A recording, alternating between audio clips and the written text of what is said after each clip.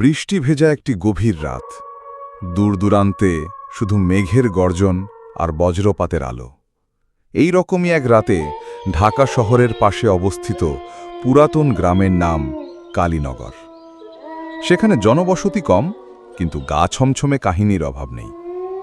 এই গ্রামের এক প্রান্তে দাঁড়িয়েছিল শত বছরের পুরনো এক কাঠের বাড়ি। চারপাশে ঝোপঝাড়ে ঘেরা, জানালাগুলো ভাঙা, আর দরজা যেন নিজের ইচ্ছাতেই খুলে যায়। গ্রামের লোকেরা একে বলে রুনার বাড়ি, কারণ এই বাড়ির ভেতরেই বছর দশেক আগে এক মেয়ে রুনা ভয়ঙ্করভাবে মারা যায়। 2. রুনার গল্প। রুনা ছিল খুব সাধারণ ও শান্ত স্বভাবের মেয়ে। গরিব ঘরের সন্তান হলেও সে ছিল অসাধারণ রূপবতী, আর কণ্ঠে ছিল মায়াবী সুর। তার মা বাবা না থাকায় সে একাই এই বাড়িতে থাকত। গ্রামের অনেক যুবক তাকে পছন্দ করত, কিন্তু সে কারো দিকে তাকাতো না। তার মন ছিল এক যুবকের প্রতি, নাম ছিল কামাল। শহর থেকে আসা একজন ফটোগ্রাফার। কামাল প্রতিজ্ঞা করেছিল সে রুনাকে বিয়ে করবে, কিন্তু হঠাৎ একদিন শহরে ফিরে গিয়ে কামাল আর কোনোদিন ফিরে আসেনি। এক রাতে বজ্রপাতের বিকট শব্দে গ্রামের লোকজন ছুটে আসে তার বাড়ির দিকে। তারা দেখে দরজা খোলা আর রুনার নিথর দেহ ঝুলছে সিলিং ফ্যানের সঙ্গে। তার মুখে কোনো আতঙ্ক ছিল না, ছিল একটা অদ্ভুত শান্তি। কিন্তু আশ্চর্যের বিষয় হলো তার চোখ ছিল খোলা, আর সেই চোখ থেকে এখনও গড়িয়ে পড়ছিল পানি, যেন সে মরেও কাঁদছিল। অভিশপ্ত রাত শুরু। এরপর সেই বাড়িতে কেউ যায়নি। যারা গিয়েছিল তারা ফিরে আসেনি। কেউ কেউ বলে রুনার আত্মা এখনও অপেক্ষা করে সেই শহুরে ছেলেটার জন্য। তার কান্না রাত 3টের দিকে শোনা যায়, একটানা করুণ কান্না। গ্রামে একজন সাহসী যুবক ছিল, নাম রকি। সেই এইসব ভূতের গল্প বিশ্বাস করত না। একদিন সে বন্ধুদের চ্যালেঞ্জে বাড়িতে ঢুকে পড়ে একটি ক্যামেরা নিয়ে। রাত 12:45। প্রথম 15 মিনিট কিছুই হয়নি। রকি মজা করে দরজায় টোকা দেয়, রুনা এসো, তোমার কামাল এসেছে। তার এই কথা শেষ না হতেই বাতাস বন্ধ ঘরে দমকা ঝড়ের মতো ঢুকে পড়ে। জানালা একা একা খোলা ও বন্ধ হতে থাকে। ক্যামেরা নিজে নিজে ঘুরতে থাকে। তখন সে দেখতে পায় একটি সাদা শাড়ি পরা মেয়ে দরজার পাশে দাঁড়িয়ে আছে, মাথা নিচু করে। হঠাৎ সে ধীরে ধীরে মুখ তোলে। রকি দম বন্ধ করে চিৎকার করতে চাইল, কিন্তু গলা দিয়ে কোনো শব্দ বের হলো না। রুনার সেই চোখে ছিল অনন্ত বেদনা, তীব্র অভিমান আর অভিশপ্ত অপেক্ষা।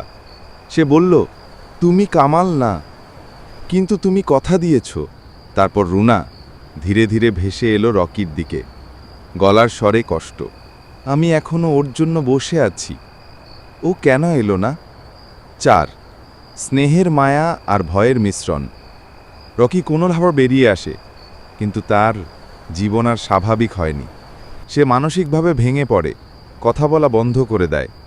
শুধু মাঝে মাঝে বলে, রুনা এখনও কাঁদে, প্রতিটি রাত 3টায়। গ্রামের এক বৃদ্ধা বলেন, রুনার আত্মা কাউকে ছোঁয় না, মারেও না। সে শুধু কাঁদে, কারণ তার ভালোবাসা অসমাপ্ত রয়ে গেছে। সে শুধু অপেক্ষা করে। 5. কামালের ফিরে আসা।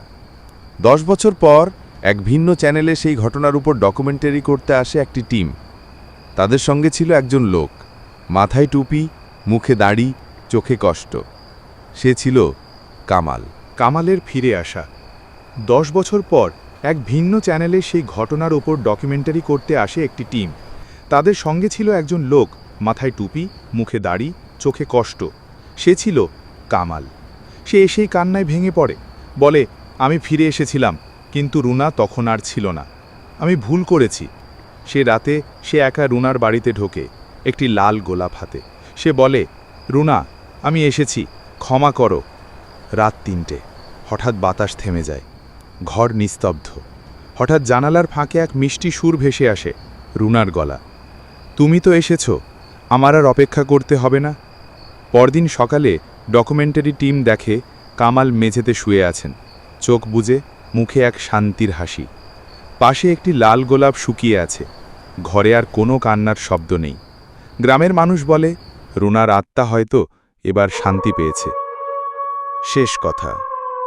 এটা শুধু একটা ভূতের গল্প নয়, এটা অপেক্ষার, ভালোবাসার আর অপূরণীয় মায়ার এক নির্মম সত্য। মানুষ মরেও ভালোবাসে, মরেও কাঁদে, যদি প্রতিশ্রুতি ভেঙে যায়।